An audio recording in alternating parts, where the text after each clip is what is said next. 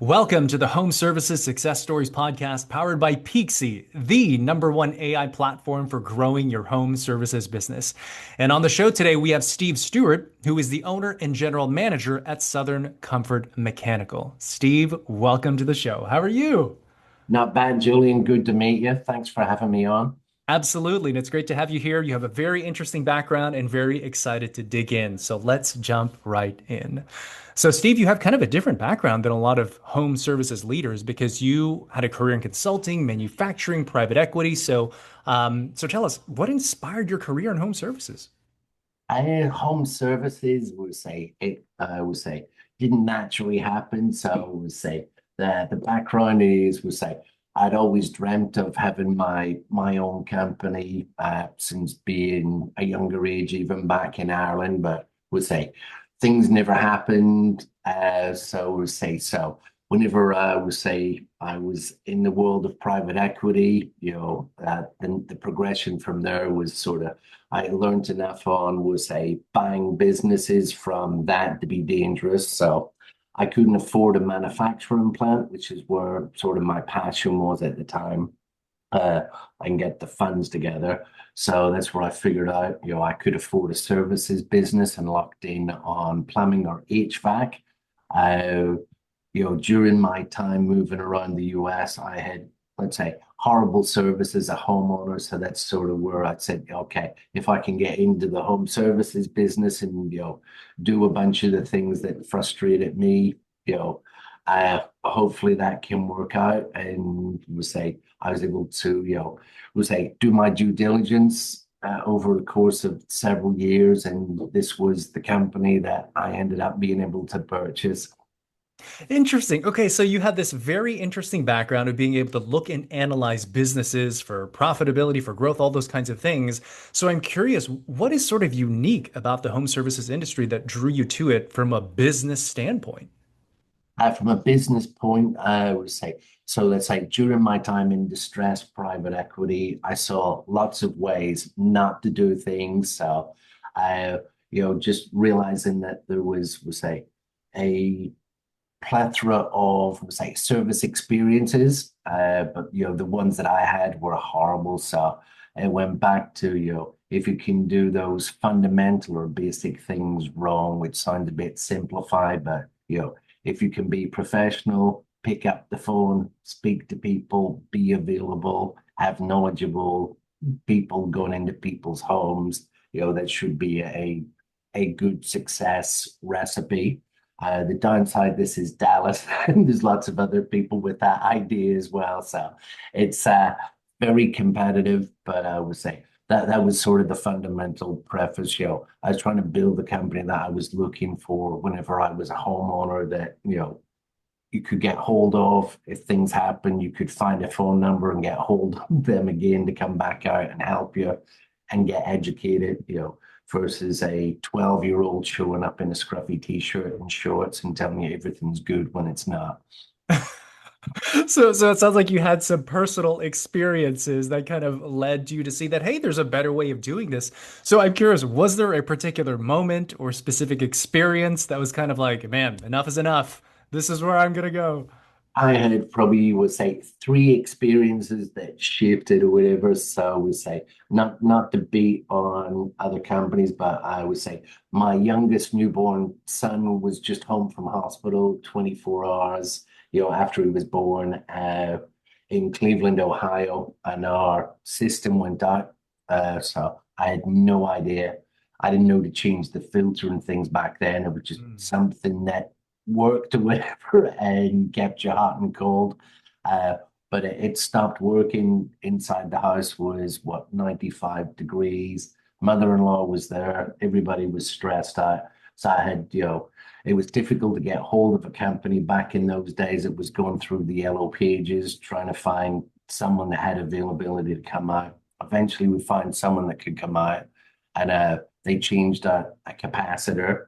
Uh, and it cost, we'll say, three times what it costs today. So I got ripped off Wow. price wise. We'll say, but then we couldn't get hold of the person again. They disappeared. We were able to keep ringing around, and we got a great company that come out, changed out the condenser and got us back up and running again. But that stuck with me, getting ripped off and then not being able to find any phone number to call the person back, etc. At the time, I was just happy to get cold air again and get the stress level in the home back down again. I would say other one was whenever I was looking for a new system, whenever I moved to Dallas, the house we moved in had an original system to the home. So it was probably, I don't know, 20 years old. So I knew I didn't want to relive my Cleveland experience again. So I went through the process of let's get ahead of the issue and let's get this thing changed out before it dies. Uh, so we started in, I think it was February. I would say I was traveling a lot at the time, so I wasn't there during the week, flying out Monday, back Friday, all that stuff. So my wife, was trying to get hold of companies to come out and give us proposals for systems, uh, which kept running into issue where, we need the husband to be available as well. Well, he travels, he'll be here at the weekend. Well, we don't work weekends, so okay, so we were in a catch 22, whatever. So my wife's intelligent. She's capable of making decisions, all that good stuff or whatever. So that frustrated me on that side. And then whenever, we did get some companies that would come out and talk to us at the weekend. At the time, I had a friend who was a VP of logistics at Lennox or whatever. So, he'd help me lock in on that the high efficiency system we wanted. There was a number of rebates available. So it was I want a high efficiency system, 18, 20 SEER. And people kept saying, no, you don't want that. You want a 14 SEER.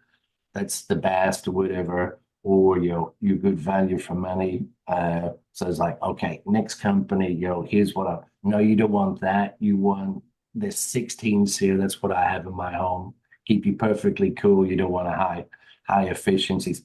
So this went on probably about 10 companies. We saw those people that would, how does it sit in? I forget what that sales tactic is or whatever. We just sit there until you can get a yes or whatever. So Mm. just seeing those heavy-handed, not listening or whatever. So that frustrated you. Eventually we find, a company that would listen and got me what I wanted for the home or whatever, and we were happy with that. Uh, Another time we had a plumbing issue where a shower valve started leaking. Of course, it was on a Sunday afternoon. Got a plumber out again, took care of us, put a band-aid fix on there, needed to order a part. But again, the phone number didn't work on the invoice, never heard back from anybody. It started leaking again within a week.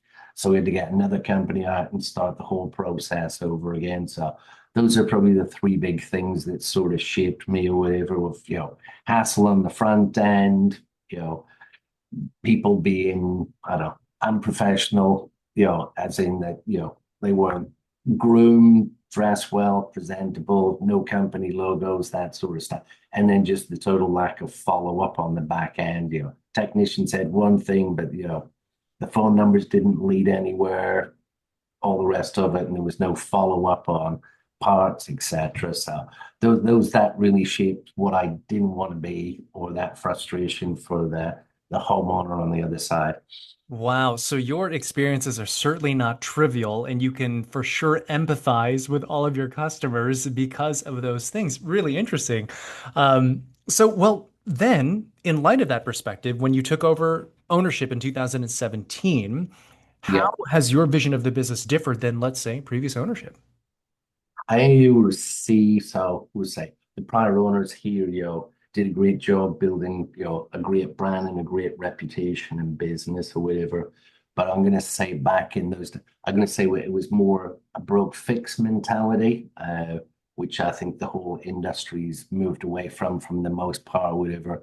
But we'd be running into someone's home, we'd get as many calls as we could on the technicians. We'd be sending them around the Dallas Metroplex, which is not a small area. I think back then it was probably 100 miles from one side to the other in all directions. Uh, so we'd have technicians in Fort Worth and then in Frisco, so it's probably an hour and a half's drive without traffic. So that's where that really didn't work for me. So I wanted to be more personable. So from my, let's say, consulting experience, we had clients, we didn't have customers, we had clients. So to me, a client is you want to be their trusted advisor, Mm. have a long-term relationship and you're the go-to person. So that really shaped, I would say, what I wanted to be. So we narrowed in the service area that we focused on to be more local. So we weren't driving all over the place. There's enough homes in the area for us to put down and build a good footprint. And then we change from running that 8 to 12 calls a day, reduce that down to the more around averaging about 5 or whatever, so we could spend time with clients, talking to them at the front door, getting to know, what issues are you experiencing? Tell me a bit more about it. So we could really dial in. And then whenever we do diagnostics, it's not just fix the first thing you see, it's go beyond that, try and dig deeper. So why did that component fail? Was there something else that impacted it? So let's make sure we try and identify that, make a recommendation to the client as well. So we're not back again in a week or a month or whatever because the underlying issue, took that component back out again.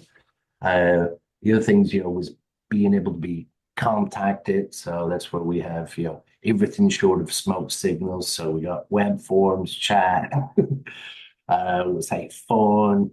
I don't know. We don't have fax anymore, but we had that at one time. So, making sure that we were available. So I would say smaller company, we can't be, say, 24/7. Everybody needs to sleep at night or whatever, but, making sure people can get hold of us, leave us a message so we can get back to them again. Doing good work when we're in the field and then doing follow up if we need to, answering questions. Yeah, so there's a few things I got there. Number one, it's less break fix, but more troubleshoot the diagnose the underlying issue to have a really holistic solution for the customer. And also that you change the word customer to client, it changes the whole positioning, right? Of like how to take care of them. And then also just the basic things of being available and also being visible and responsive to when your customers are looking for you, right? So I think those are really great. Well, we're actually on that topic right now. So you are a customer of Peaksy, and this podcast, of course, is powered by Peaksy. Yeah. So the topic of visibility and being searchable and being found. Tell us, what has your experience been with Peaksy? I with Pixie, whatever, so it probably goes back to Paul Sam or whatever. So Paul Wan, I would say, was did a lot of great work for a friend, stroke colleague that works at another company. He's the CEO over there. But at the time he had would say introduced me to Paul Sam, talked to Paul Wan, got on that platform, which has been great. We're still using it to these days or whatever. But then, my friend let me know that Powan has moved on. He's set up this other company. We're on it. It's great. It's in frightful. So that was sort of my journey to get on to Peaksy. I would say Peaksy, I'm going to say it's grown a lot. It took me a while to say get used to what it's telling me and its features or whatever. But it's helped, get market insight. What's the overall market doing in the Metroplex where I used to have to guess, is it slow this week? Where's all the phone calls? Is it just us? Is it market trend and not knowing I have to do the bush telegraph of reaching out to some other owners around the place? What are you seeing on your phones? And trying to triangulate, is it us? Is it them? Or is it the market? But Peaksy gives us that sort of insight to where the market demand and where the market trends at. So it's data-based rather than trying to guess. I would say the other thing that's evolving and we're still learning and growing is the AI website so that Chat GPT, Gemini can find us. So I would say still working through that. Our visibility is not a lot better it was than whenever we first started. But that's bringing us that tool or I would say capability to get added into our digital footprint as well. Gotcha. So I heard the market pulse, like what's the market actually doing based on real live data, and therefore Yes. how you can benchmark yourself across other organizations and kind of where the market is going. And then also heard just overall like AI search visibility. Like people are not just looking for home services on Google anymore. They're looking through ChatGPT, through Gemini, through Grok, all that. So this puts you at the forefront of that. Is that right? Yes. So, well, hopefully that's the plan or whatever. But I would say talking with our account manager was it last month. I would say so. Yeah, there's frequent check-ins or whatever. So I'm a pain in the rear end. Uh, but I know we'll say for the month of was it September? I believe we had like 240 chat GPT inquiries, or we came up and were presented 240 times, I believe. Uh, so something's definitely working somewhere, and I give credit to Pixie for helping us get into the right place and talking to Chat GPT and Gemini and whatever language it talks in. So we're in there. Wonderful, wonderful. Well, anything else you'd like to mention about Peaksy before we kind of jump back into your story here? No, that's it. So I'm due to talk to them later on, see what the latest and greatest is this month. Sounds good. Sounds good. Well, again, I'm fascinated about how backgrounds translate from industry to industry, right? And here's a very specific one because you came from Toyota, from McKinsey. How have you applied those like operational lessons, specifically lean principles, to the way that you run your HVAC company? I would say it's probably would say sort of was like brainwashed into the way I think. So one is not running around using all the Japanese words and terms, as that just freaks people out. So it just I would say a big part of would say I'd say that probably the biggest core out of that is the continuous improvement element. So back whenever I jumped into the HVAC world, I knew enough to be dangerous. I'd been in distress private equity and McKinsey, I was getting dropped into different industries and so forth all of the time. So, I'll steal, was it Marcus Lemonis's, it's all about, the three people, processes, and product or whatever. So those are fundamentally true or whatever. But sort of the key thing from sort of the lean side, etc., was really that continuous improvement. So, uh, you know, we went from paper-based on to, we'll say, Service Titan, some software, to take us out of the dark ages. One of the premises is without standardization, there can be no improvement. So we had multiple different ways of doing stuff. There was no standard or methodology way. So once we were able to get over onto software, then we were able to start using some standard check sheets, whenever we were doing a maintenance or a diagnostic, here are the 10 things you can check. Uh, then, we'd have a callback for something that got missed, overlooked, or I didn't train people enough on it. So, so then we'd build that into the forms and the check sheets or whatever. Then we'd come across something else. So over time we kept, going back, asking what happened, why, did I not train someone? Our process is broken, or did someone not choose to follow a standard? Typically it was the first two or whatever, so on me or whatever. So that's where just using that continuous improvement mindset to build out our check sheets and forms.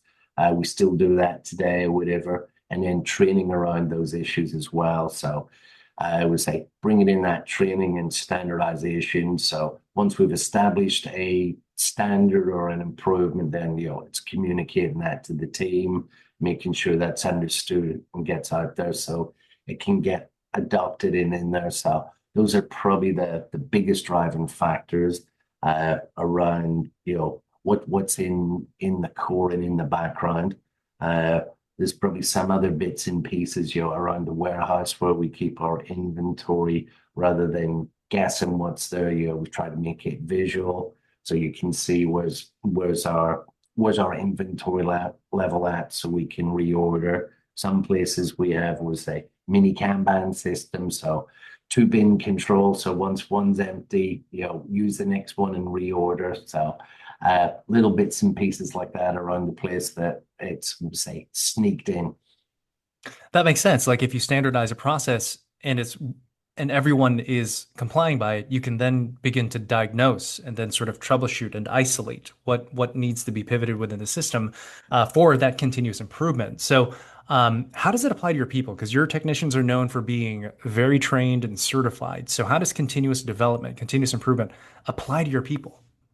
I so would say so. We got a number of we say core values. One of the sort of five pillars we have is growth. So everybody grows every day is one of the expectations, and especially the way the HVAC industry is moving with legislation. We all need to be growing every day and learning. Everybody learns something new every day. Then the company gets bigger, gets stronger, and then we can share that. I learn stuff every day with her. Not all of it I wanted to learn, but this industry you need to be learning and growing every day.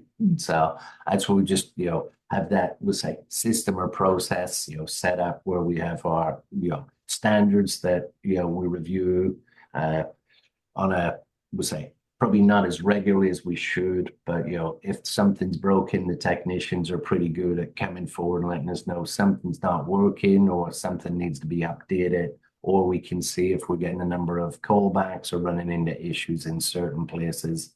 We can dig in, find out what's wrong, and move forward. And then on the training, we have established we meet twice a week as a team or whatever to go through training updates. And then, if someone's would say got an opportunity, they can, let my service manager know and we'll fix up one-on-one, or if we pick up that they need certain training, we'll do that as well. Uh, and then with the advent of AI and it growing, we have adopted Sales Pro as well. So that's available for the technicians to get AI coaching as well. So they can hear things from a crazy person like me or service manager, whatever. But we've got AI there as well, looking at best practices from technicians around the US, which is then giving them feedback and ideas to improve as well. Very cool. And I think your team, like the construct of them, is one of the things that makes your culture very unique because you have folks from like Navy veterans to former chefs. So I'm curious, is that by intentionality? Is that by design? Like, how does that diversity add to your culture, service excellence, and make you all stand out as leaders in home services? I see, I don't know, a good blend of people is great. It's all about people at the end of the day. You can have the best processes, etc. in the world, but if your people aren't into it, you got nothing. So it starts really with people and the core people. So, I would say building that culture, is on my shoulders and I own that, doesn't matter how big we get, etc. Whatever that culture sticks with the leader. So I've worked hard or whatever at, trying to get those core values on paper to identify and distill, what really are we looking for someone to be successful here? And, the people that with a diverse background is good because then people have got different perspectives, different knowledge. So, I would say, so, Brian or whatever, the Navy vet you mentioned, we make pizzas here or whatever. So we started making pizzas and we've leveled up our pizza game over the last 6 months or whatever. So we have Math in the chef or whatever is able to give, pointers on dough and recipes and so forth. Brian used to run the commercial kitchen. So, that's been helpful on the pizza making front, which the team appreciate. Uh, but in terms then, people got different perspective from different companies, different backgrounds that they've seen. So, everybody has a voice and they can chip on. Is there a better way to do things or whatever? So, whenever we get that, those perspectives are interesting. But going back, that sort of blend or whatever, really, it's people that can step in that, care about taking care of clients and customer service, have the ability to talk with people and are they're their own leaders in the end or whatever. They lead the truck, so they take responsibility, they follow up, they do what they say. They don't throw up their hands and say I give up. They stick with it, and I would say keep digging, reach out for help, to get there. So it's really that type of person rather than their background, if that makes sense on how they're here and how they're successful. Absolutely, absolutely. And I think that makes for a really, really awesome culture and such interesting perspectives that your team would have, especially having those kind of varied backgrounds. So you yourself, I mean, obviously, I hear an accent here, right? So you and your wife, Gail, built a new life here in Texas after growing up in the UK, right? Sort of. We had a couple of moves before we moved to Texas. So originally we went from was that Derby, close to where the Toyota factory is over in the UK. So yeah, I dragged her over to Cleveland, Ohio. So we were in Cleveland, Ohio for 5 years, and then we were in Lancaster, Pennsylvania for 4 years, I believe, before we moved down here to Texas in was it 2007, I believe it was. So yeah, but we built a life here or whatever. So Texas is different. I'm gonna say nice, different or whatever. That I've enjoyed it here, and looking forward to staying in Texas. It's got different culture. It's that balance between being too laid back or too would say impersonable. That sometimes you can get, I'd say, on some of the East Coast areas. Nothing against it. It's just different. Uh, but yeah, it just building a life, with the family being, was it 5,000 miles away in the UK, it was being a bit more independent, but I don't know, somehow it worked out. The kids all grew up maybe a bit too independent because they all disappeared to different corners of the US to pursue their passions. So it's been fun and interesting. Well, Steve, close us out then. Looking ahead, what is your long-term vision for Southern Comfort Mechanical, and what kind of legacy do you hope to leave for your customers, the community? Tell us all that. Ooh, legacy, that's a big word. I don't know if I'm old enough yet to think about that, but I would say we're looking to, keep having fun every day. I would say growing our client service base. Hopefully we can, be I don't know, I'll call it the dominant player in the area and be the go-to HVAC and plumbing company in the area. I would say create opportunities for our team to keep growing. I would say and try and have as much fun as we can while we're doing it. And someday I can work myself out of a job. Well, we certainly wish you all of the continued success, and it seems like y'all are doing amazing things in home services. So, Steve, close us out. Tell us your website, how to connect with you on social. Give us all that. I so say our website is Spaghetti Soup, but you can look up Southern Camford Mechanical, the one in Texas and not one in the rest of the world. Our website is www.scmdfwr.com. I would say you can get hold of us by phone or by text at 972-420-1700. All right, and we'll make sure to have all that contact information in the show notes. So, Steve, this has been wonderful to get to know you and your business. Thank you so much for your time and sharing your story with us here today. No problem. Thank you, Julian. I appreciate you having me on and having a great conversation. Absolutely. Well, everyone, that is it for today's episode, and we'll see you next time on the Home Services Success Stories podcast powered by Peaksy, the #1 AI platform for growing your home services business.